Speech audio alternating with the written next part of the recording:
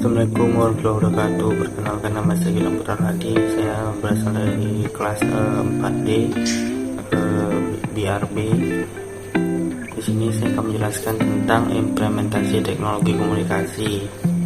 Implementasi teknologi komunikasi terdiri dari dua, yaitu inisiasi dan implementasi. Inisiasi yaitu ketika seorang punya kecenderungan untuk mengetahui, mempertimbangkan, memahami dengan seksama apabila cocok merencanakan pada teknologi baru. Artinya jika tidak serta-merta masyarakat langsung menerima begitu saja atas teknologi baru tersebut. Inisiasi berarti usaha mengumpulkan informasi dengan teknologi komunikasi, memahaminya dengan seksama dan merencanakannya untuk mengadopsi. Tahapan ini memiliki dua tingkatan, yaitu yang pertama setting agenda, yaitu munculnya ide untuk mengadopsi teknologi demi menyelesaikan permasalahan informasi yang muncul. Tahap ini baru sebatas kecenderungan ide untuk mengadopsi, tetapi belum ada tindakannya. Kedua itu matching yaitu kecocokan teknologi komunikasi dengan kebutuhan dan kemampuan untuk mengadopsinya. Sekarang kita masuk ke implementasi yaitu berarti penerapan teknologi komunikasi, berarti penerapan yang dilakukan dalam kehidupan sehari-hari. Sebagai sebuah proses penerapan, implementasi memiliki tiga tingkatan, yaitu yang pertama redefining, yaitu mengatur, menyusun, bahkan memodifikasi struktur organisasi atau mental serta kebiasaan masyarakat individu untuk keperluan teknologi komunikasi yang dimaksud. Yang kedua itu clarifying, meyakinkan kepada semua anggota bagi lembaga atau diri sendiri tentang seluk-beluk teknologi komunikasi yang dimaksud, sehingga teknologi komunikasi itu tidak menjadi suatu yang asing kembali. Yang ketiga itu routinizing, yang artinya tingkat ini mengungkapkan bahwa teknologi bukan sesuatu yang asing, tapi sudah menjadi bagian dari kehidupan sehari-hari, bahkan menjadi faktor penentu aktivitas manusia. Yang selanjutnya kita masuk ke bagian difusi inovasi. Divisi inovasi ini memiliki hal-hal yang menyangkut ke dalam, yang pertama yaitu kebiasaan. Sebuah penemuan baru termasuk dalam teknologi komunikasi biasanya akan mengubah kebiasaan masyarakat. Bagaimana penemuan teknologi menimbulkan pertentangan masyarakat meskipun dalam kurun waktu lama yang diterima. Yang kedua yaitu pola pikir. Teknologi komunikasi yang baru bisa ditolak masyarakat karena adanya perbedaan pola pikir. Yang ketiga kemapanan. Kebanyakan orang senang dengan kemapanan, begitu ada yang mengusiknya, ia akan melawan dan menolaknya. Teknologi tentu saja memiliki dampak positif dan negatif. Jadi kemapanan sering membuat orang menolak sesuatu yang baru, namun pada akhirnya lambat laun akan diterima. Saat kita membahas masalah tentang difusi inovasi, kita tidak akan bisa lepas dari ide sosiologi yang bernama Gabriel Tarde. Ia adalah orang yang mengenalkan istilah ini pada tahun 1903 dengan mengenalkan kurva difusi yang berbentuk S atau S. Secara sederhana, kurva ini menjelaskan bagaimana sebuah inovasi diadopsi seorang atau kelompok yang dilihat dari dimensi waktu. Dalam kurva itu ada dua sumbu, satu yang menggambarkan tingkat adopsi dan sumbu lain menggambarkan dimensi waktu.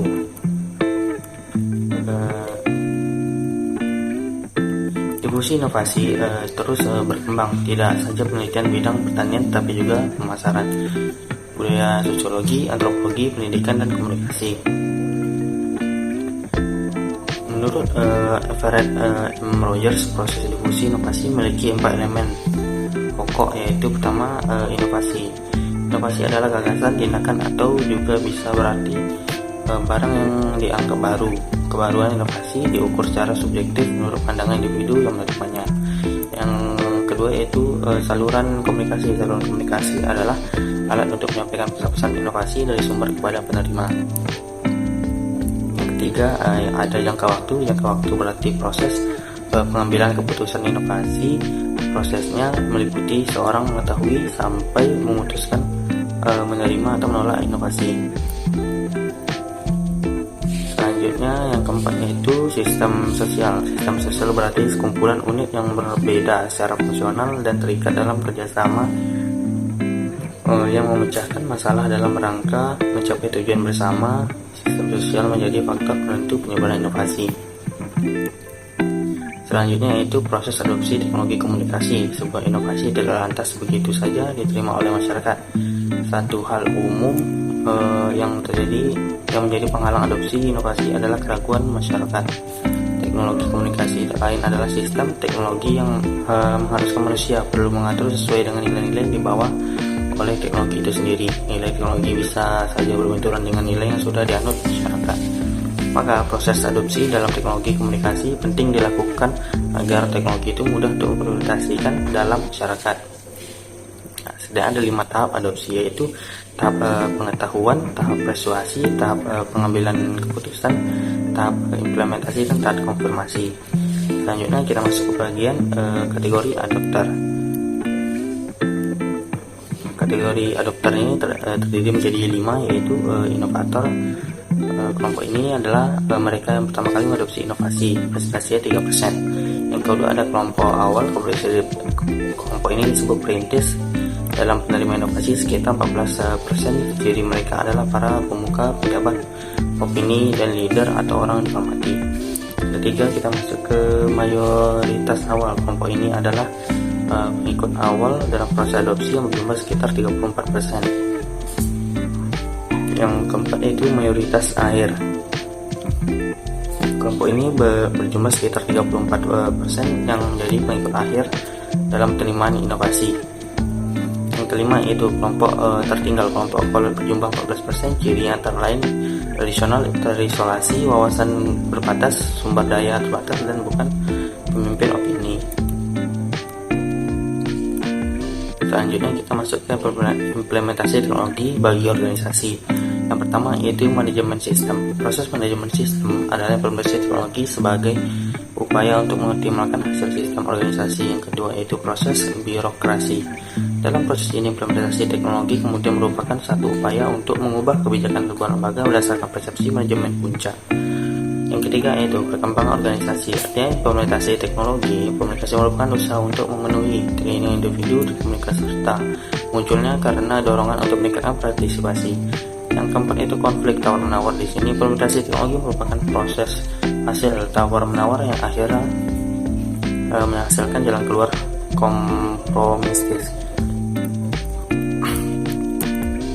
Selanjutnya kita masuk ke faktor penentu implementasi teknologi. Yang pertama yaitu sistem sosial. Sistem sosial adalah aturan sosial yang diakui, dilaksanakan, dan dijadikan petunjuk dalam perilaku sehari-hari. Sistem sosial menjadi penentu apakah teknologi komunikasi baru bisa diterapkan. Yang kedua yaitu tingkat kebutuhan masyarakat akan inovasi. Setiap implementasi teknologi komunikasi baru harus sesuai dengan kebutuhan di masyarakat. Karena setiap masyarakat akan berbeda dalam penerimaan teknologi. Yang ketiga yaitu tekanan pihak lain. Penerapan teknologi bisa terjadi karena adanya tekanan pihak lain, baik dari individu, masyarakat, atau kenyataan. Yang keempat yaitu kesadaran individu. Implementasi teknologi juga bergantung pada kesadaran individu. Kesadaran ini berkaitan erat dengan kepentingan dan kebutuhan individu. Yang kelima kita masuk bagian kepentingan kekuasaan. Kekuasaan politik juga bisa menjadi penentu implementasi teknologi. Penerapan teknologi juga bisa karena paksaan pemegang kekuasaan. Sekian dari saya, Gilang Putra Angadi. Kurang dan lebih saya mohon maaf. Wassalamualaikum warahmatullahi wabarakatuh.